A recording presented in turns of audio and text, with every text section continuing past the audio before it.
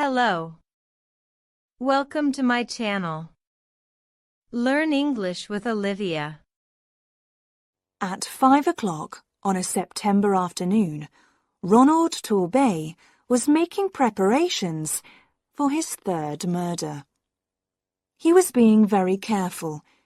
He realized that murdering people becomes more dangerous if you do it often. He was in the bathroom of the house that he had recently rented. For a moment, he paused to look in the mirror. The face that looked back at him was thin, middle-aged, and pale. Dark hair, a high forehead, and well-shaped blue eyes. Only the mouth was unusual, narrow, and quite straight. Even Ronald Torbay did not like his own mouth. A sound in the kitchen below worried him. Was Edith coming up to have her bath before he had prepared it for her? No, it was all right. She was going out of the back door.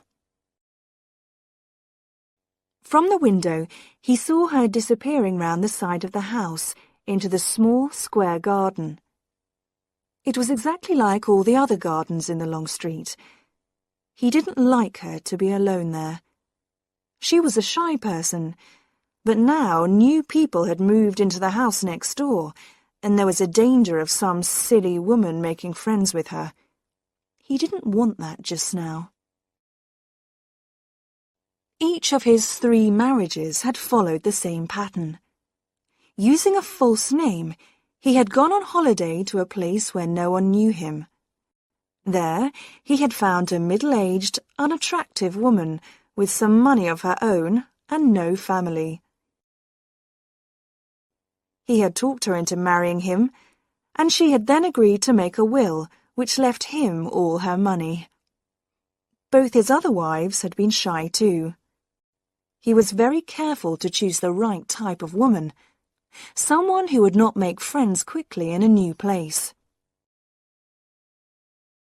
Mary, the first of them, had had her deadly accident almost unnoticed in the bathroom of the house he had rented. A house very like this one, but in the north of England instead of the south. The police had not found anything wrong. The only person who was interested was a young reporter on the local newspaper. He had written something about death in the middle of happiness and had printed photographs of Mary's wedding and her funeral, which took place only 3 weeks after the wedding. Dorothy had given him a little more trouble.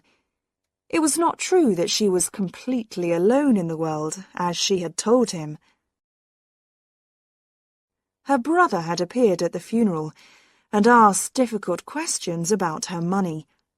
There had been a court case, but Ronald had won it, and the insurance company had paid him the money. All that was 4 years ago. Now, with a new name, a newly invented background, and a different area to work in, he felt quite safe. From the moment he saw Edith, sitting alone at a little table in the restaurant of a seaside hotel, he knew she was his next subject. He could see from her face that she was not happy, and he could also see that she was wearing a valuable ring. After dinner, he spoke to her. She did not want to talk at first, but in the end, he managed to start a conversation. After that, everything went as he expected.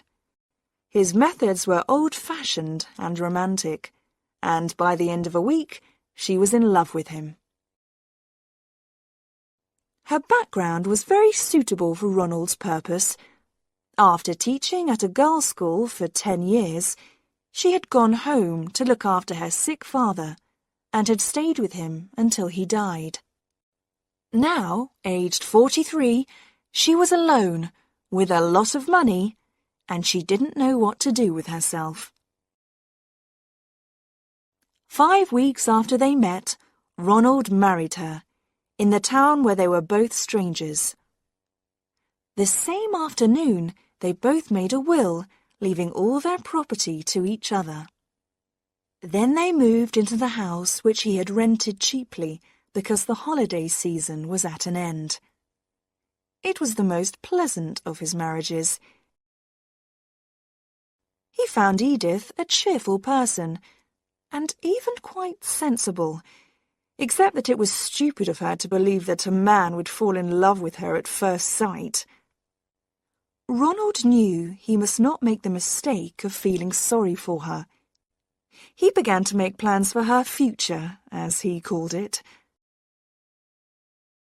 Two things made him do this earlier than he intended. One was the way she refused to talk about her money. She kept all her business papers locked in a desk drawer and refused to discuss them. His other worry was her unnecessary interest in his job. Ronald had told Edith that he was a partner in an engineering company, which was giving him a long period of absence. Edith accepted the story, but she asked a lot of questions and wanted to visit his office and the factory. So Ronald had decided that it was time to act. He turned from the window and began to run water into the bath. His heart was beating loudly, he noticed. He didn't like that. He needed to keep very calm. The bathroom was the only room they had painted. He had done it himself soon after they arrived. He had also put up the little shelf over the bath, which held their bottles and creams, and a small electric heater. It was a cheap one, with 2 bars, and it was white, like the walls, and not too noticeable. There was no electric point in the bathroom, but he was able to connect the heater to a point just outside the door. He turned on the heater now and watched the bars become red and hot. Then he went out of the room. The controls for all the electricity in the house were inside a cupboard at the top of the stairs. Ronald opened the door carefully and pulled up the handle which turned off the electricity. He had a cloth over his hand so that he would not leave fingerprints. Back in the bathroom, the bars of the heater were turning black again. Still using the cloth, he lifted the heater from the shelf and put it into the bath water at the bottom end of the bath. Of course, you could still see it. It looked as if it had fallen off the shelf by accident. Edith was coming back from the garden.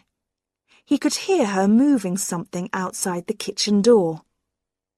He pulled a small plastic bottle out of his pocket and began to read again the directions on the back. A small sound behind him made him turn suddenly. There was Edith's head, only 2 meters away, appearing above the flat roof of the kitchen which was below the bathroom window. She was clearing the dead leaves from the edge of the roof. She must be standing on the ladder, which was kept outside the kitchen door. He stayed calm. "What are you doing there, dear?" Edith was so surprised that she nearly fell off the ladder. "Oh, you frightened me. I thought I'd just do this little job before I came to get ready." "But I'm preparing your beauty bath for you." "It's kind of you to take all this trouble, Ronald." "Not at all. I'm taking you out tonight, and I want you to look as nice as, possible." "Hurry up, dear. The bubbles don't last very long, and like all these beauty treatments, this one's expensive. Go and undress now and come straight here." "Very well, dear." She began to climb down the ladder. Ronald opened the little bottle and poured the liquid into the bath. He turned on the water again, and in a moment the bath was full of bubbles, smelling strongly of roses. They covered the little heater completely. They even covered the sides of the bath. Edith was at the door. "Oh, Ronald, it's all over everything, even on the floor." "That doesn't matter. You get in quickly before it loses its strength. I'll go and change now. Get straight in and lie down. It will give your skin a bit of colour." He went out and paused, listening. She locked the door, as he expected. He walked slowly to the electricity box and forced himself to wait another minute. "How is it?" he shouted. "I don't know yet. I've only just got into the bath. It smells nice." His hand, covered with the cloth, was on the controls. 1, 2, 3, he said, and pulled the handle down. A small explosion from the electric point behind him told him that the electricity had gone off. Then, everything was silent. After a time, he went and knocked on the bathroom door. "Edith?" There was no answer, no sound, nothing. Now he had to prepare the second stage. As he knew well, this was the difficult bit. The discovery of the body must be made, but not too soon. He had made that mistake with Dorothy's accident, and the police had asked him why he had got worried so soon. This time, he decided to wait half an hour before he began to knock loudly on the bathroom door, then to shout for a neighbour, and finally to force the lock. There was something he wanted to do now. Edith's leather writing case, which contained all her private papers, was in the drawer where she kept her blouses. He had discovered it some time ago, but he had not forced the lock open because that would frighten her. Now there was nothing to stop him. He went softly into the bedroom and opened the drawer. The case was there. The lock was more difficult than he expected, but he finally managed to open the case.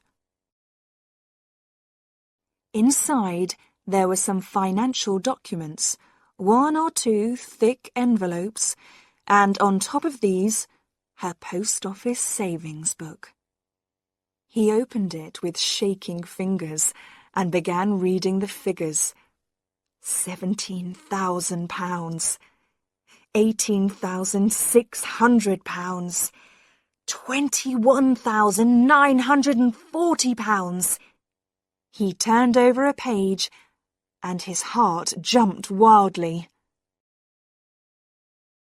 On the 4th of September, she had taken almost all the money out of her savings account. Perhaps it was here, in these thick envelopes. He opened one of them. Papers, letters, documents fell on the floor. Suddenly, he saw an envelope with his own name on it, in Edith's writing. He pulled it open and saw in surprise that the date on the letter was only 2 days ago. Dear Ronald, if you ever read this, I am afraid it will be a terrible shock to you. I hoped it would not be necessary to write it, but now your behaviour has forced me to face some very unpleasant possibilities. Did you not realise, Ronald, that any middle-aged woman who has been rushed into marriage to a stranger will ask herself about her husband's reason for marrying her? At first, I thought I was in love with you. But when you asked me to make my will on our wedding day, I began to worry.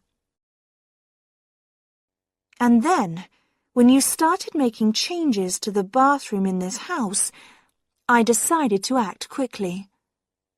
So I went to the police. Have you noticed that the people who have moved into the house next door have never spoken to you? Well, they are not a husband and wife, but a police inspector and a policewoman. The policewoman showed me 2 pieces from old newspapers, both about women who had died from accidents in their baths soon after their marriages. Both pieces included a photograph of the husband at the funeral. They were not very clear, but I was able to recognize you.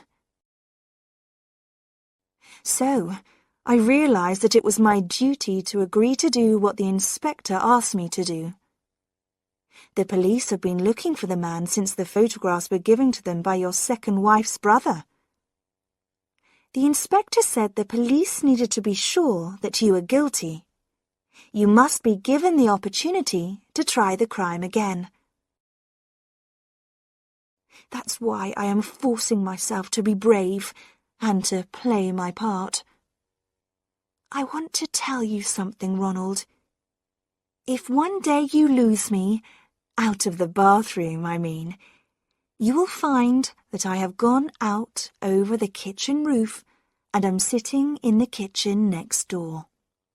I was stupid to marry you, but not quite as stupid as you thought. Yours, Edith. Ronald's mouth was uglier than ever when he finished reading the letter. The house was still quiet. But in the silence, he heard the back door open suddenly, and heavy footsteps rushed up the stairs towards him.